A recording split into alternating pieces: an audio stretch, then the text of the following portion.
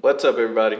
Welcome back to Man-Made Thoughts, and I'm back with another synoptic review, I suppose. This is Space Bandits number 3, and it's written by Mark Millar and drawn by Mateo Scalera.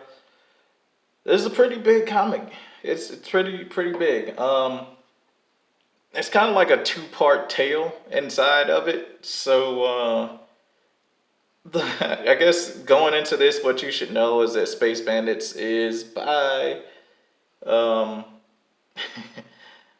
Mark Millar, but it's kind of like ripped off from a story that's by Mags Visaggio called Kim and Kim, where they're just like a transgender uh, person and a ethnic woman or whatever, and they just travel around just deciding to be bounty hunters for whatever reason. And they just it's supposed to be a female empowerment comic. So apparently it went on unfinished, so I guess it's just not that great. But anyway, this story is great and it features female empowerment and it's not beating you up over the top with all men are bad, we do bad things. No, they do bad things to bad people and they're more like victims of circumstance. And they even acknowledge that they make bad decisions for this. Anyway, this issue is highly entertaining. Highly entertaining. I'm gonna have to skip some pages though because not only for copyright, but because the content is pretty up there. Like there's at one point in this book, somebody is basically shall we say copulating with every foreign beast and alien of the universe.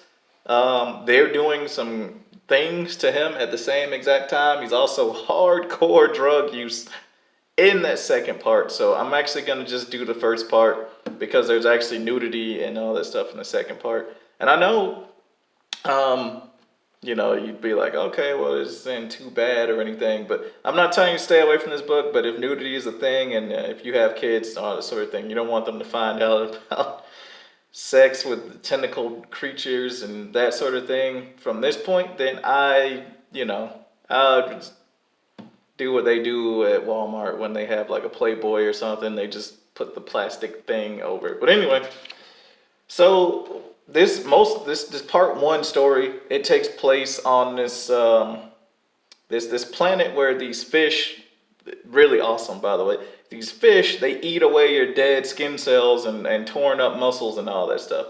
So this is our bad dude in the first part. He's actually quite charismatic. Mark Millar has a hand for writing these charismatic. He's just like um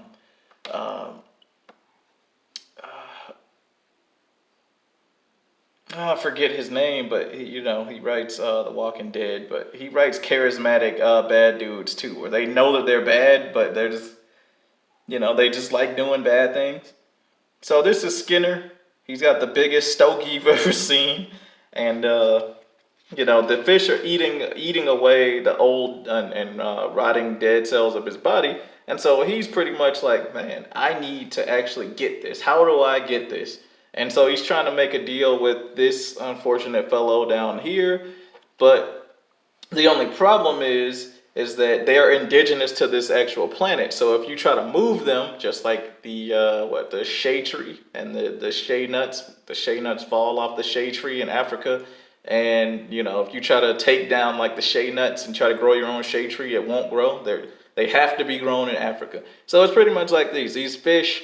They need to grow on this planet. If you try to move them, they will die. So it makes that operation solely to these guys in this planet.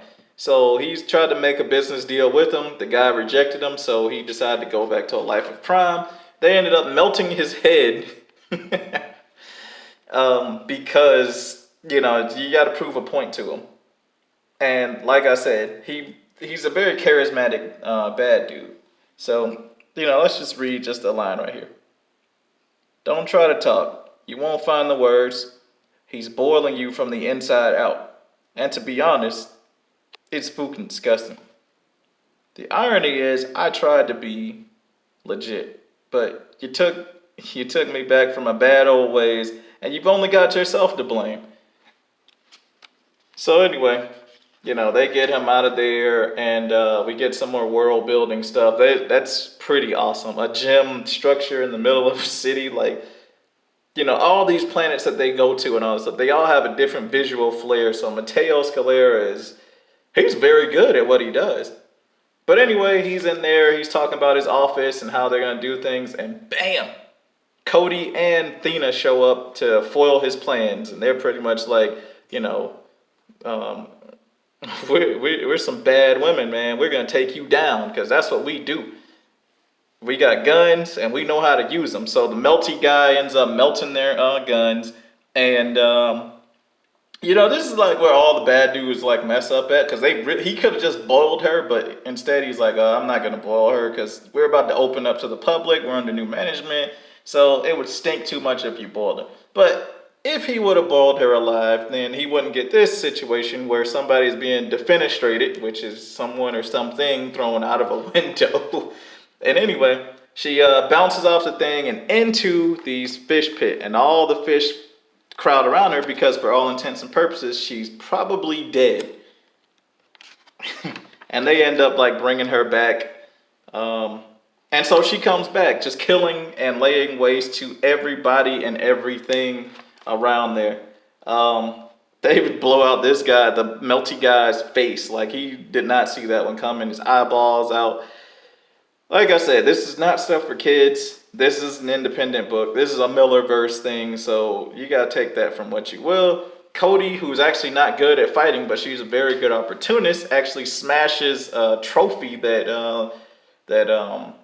old man Skinner actually bought because he was bragging about it, and she actually smashes him his head in with it, and then they take all of his money, and this is where we get to part 2, which is like a pleasure planet. Literally a pleasure planet. Even the ship is shaped like, well, yeah, I won't even let you know. But this guy right here, he's done every single drug imaginable. That's how he spent his money since they stole it from Cody back in issue 1. And yeah, so he spent all his money on trying to